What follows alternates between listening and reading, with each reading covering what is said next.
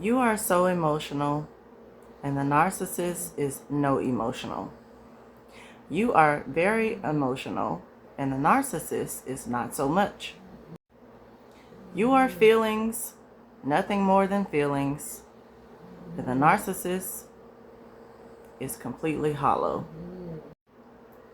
That dynamic will never work. It is a constant push and pull. It is a constant one-sided deal, one-sided situation. You are pouring and pouring and pouring your emotions into someone until you're just about empty. And the narcissist has nothing to pour back into you. If you know what that dynamic is like already, I want you to hit the like button on this video. If you know what it's like to be so emotional and pour your heart out to someone who has nothing to say back to you, I want you to put in the comments, "so emotional." In the words of H-Town, emotions make you cry sometimes. Emotions make you sad sometimes. Emotions make you glad sometimes. Emotions make you fall in love. When it came to you, that was definitely the case. But when it came to the narcissist, none of those things were true. You were pulling one way with all your emotions, and the narcissist was pulling the other way with no emotions. As an empath, have you ever been told that you wear your feelings on your sleeve? I've pretty much been told this my whole life, especially by my mom. When I was a child, she would say that to me all the time. You wear your feelings out on your sleeves. And I really couldn't help it, and I still can't help it to this day. A lot of times my facial expressions will give me away. It's very, very hard to hide how I feel. When I'm sad, most of the time, my face is going to show it. When I'm happy, most of the time, my face is going to show it. And I don't think that this is a weakness. I think that being truthful and transparent is a good thing. Being honest with nothing to hide is a good thing. Unlike the narcissist, who is deceptive, they like to hide their true intentions, hide their motives. They will mimic emotions. They don't have true, real emotions. They will just mirror the emotions that you are displaying. They lack depth, and they lack the ability to see the true needs of others. Have you ever been told that you're too sensitive? I have heard that statement plenty of times throughout my entire life, and I still continue to hear that to this day. Is there a such thing as that? Is there a such thing as being too sensitive? In my opinion, no. If you are an empath, you feel things very, very, very deeply. The fact that you are sensitive is what helps you pick up on things that other people who are not as sensitive don't pick up on. You feel everything, and you feel everything very deeply. You feel people's emotions, their facial expressions, their tone of voice. Most things are quite heavy to you. When you put yourself in someone else's shoes, when you feel their energy, you take it on as if it were you. You can pick up people's emotions by looking at them, standing next to them, sitting next to them, observing them, talking to them, touching them. We can feel what others are thinking before they say it. We look deep into people's eyes, and we pick up on all of their expressions and also their micro expressions. The subtle little things that people do in the blink of an eye. The subtle little things that people do when other people look away or when they look away. All of these things you use to pull emotions out of. You observe people's actions, their hobbies, their interests. You process all of these things as information. You soak it up like a sponge, you analyze it, and then you come up with the emotions. You read people's character, their motives, and their thoughts. You pay very close attention to the way people move their body, and you make conclusions from that. Narcissists don't have this capability. They don't really pay attention to detail.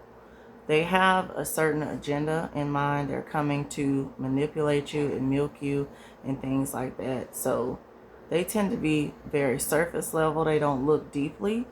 They don't have that ability to go within and look deeply. Narcissists can be very, very vain, and empaths tend to connect with people on a deeper level, connect with people emotionally. Even if these people don't connect back to us, we still connect to them. There is nothing wrong with emotions. A narcissist will make you feel like there's something wrong with you expressing your emotions. That's because they can't. But there's absolutely nothing wrong with expressing your emotions. There's plenty of scripture that talks about our emotions. Jesus himself even wept, which is a way that he released his emotion. Jesus understands emotions. That's why he said, be anxious for nothing.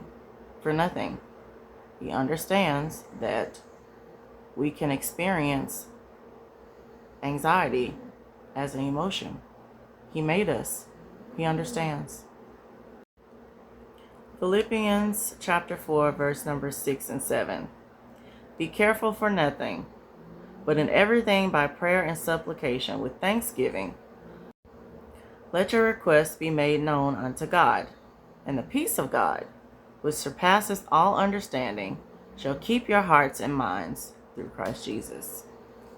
Now, if your heart and your mind needs to be kept, that lets you know that they are experiencing emotions. God knows all about it. Don't ever let anyone make you feel like it's a problem that you have emotions, that you express those emotions, that you try to share your emotions with others. There is no harm in that. There is no problem for that. There are people in this world who cannot access their emotions because they've stuffed them down really, really far, and they're unretrievable at this point. And there are people out there who would love to have someone in their life that knows how to express themselves, okay? That knows how to communicate their feelings and their emotions. I am a person that doesn't believe in arbitrary touching. I feel that when you touch people, it should be meaning behind it. I don't like to hug people just to be hugging them. I feel like there are a lot of ways to connect with someone emotionally through physical touch. You don't have to engage in fornication to connect with people. When I was married to the narcissist, when it came to the marriage bed, there was no emotional connection there. You can try many a times to connect with the narcissist emotionally, but it will not happen. They are not open to that.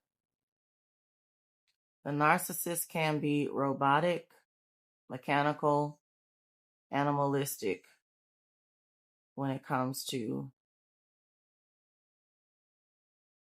physical touch. It is something that they have taken all of the emotions out of, and they have perverted it. They do not understand how to get close to you and to connect with you without lust and perversion involved. They will take the things that are supposed to be sacred and they will pervert them. Romans 12:3 tells us that we need to think soberly. And thinking soberly is going to have it to where your emotions are in check and they're not all over the place.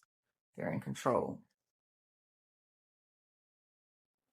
You don't have the standard fits of rage that a narcissist does because they do not think soberly. Joshua chapter 1, verse number 9. Have I not commanded thee? Be strong and of good courage. Be not afraid, neither be thou dismayed. For the Lord thy God is with thee, whithersoever thou goest. So there's no need for us to have an emotion of fear, and there's no need for us to have a emotion of despair. This is because the Lord thy God is with us. And children of God know this very well. Most of us empaths understand that God is with us. God helps us manage our emotions. Proverbs 4:23. Keep thy heart with all diligence, for out of it are the issues of life. And this is something that I believe the empathic soul does very well. I do think we keep our heart in diligence. We ponder a lot of things in our heart. We try to help people. I think we do a pretty good job of keeping our heart. We know how to guard our heart also. Here is a classic example of how empaths put themselves in other people's shoes. This is how we use our emotions with other people.